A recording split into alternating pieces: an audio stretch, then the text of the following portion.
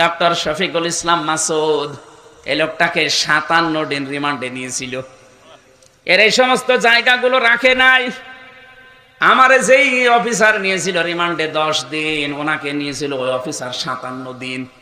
বলছে আমরা ফুটবলের মতো লাথিয়েছি, এমন কোন জায়গা নেই ওর আর হাড়গোড় ঠিক আছে।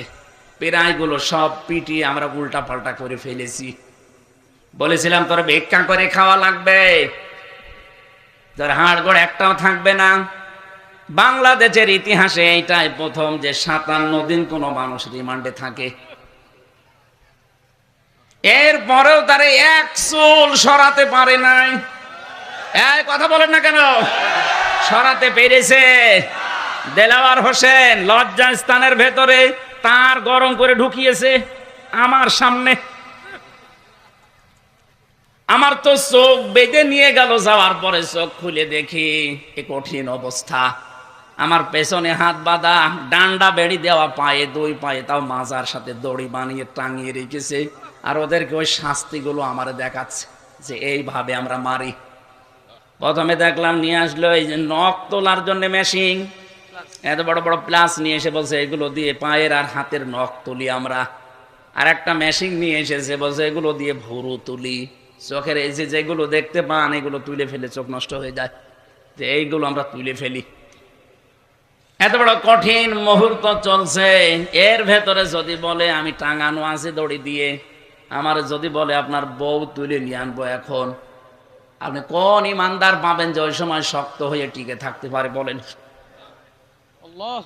দেখেন আমার বাচ্চাটার মাত্র 7 মাস, ম্যাডাম তো অসুস্থ, ওই অবস্থায় বলছে আমরা এখন তুলে নিয়ে আসবো। আমার রাত না দিন চলছে আমি তাও জানি না, কারণ মাটির নিচে তো 24 ঘন্টা বোঝা যায় না রাত না দিন। সকালবেলা সেই সকাল 8:30 9টার দিকে কয়টা পচা ছোলা দিয়েছিল, আর দুপুর বেলা ভাত দিয়েছিল 12:30টার দিকে এক মোট, মনে হচ্ছে কেউ মাখিয়ে দিয়েছে। আমার পায়ে তো অলরেডি শিকল বাঁধা।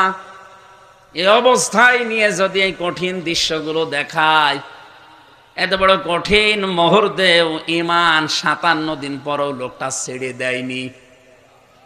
অথচ বাংলাদেশে আমরা অনেকে বিশাল বিশাল ইমানদার দেখতে পাই, নামের আগে লেখা দেখি শাহ সুফি।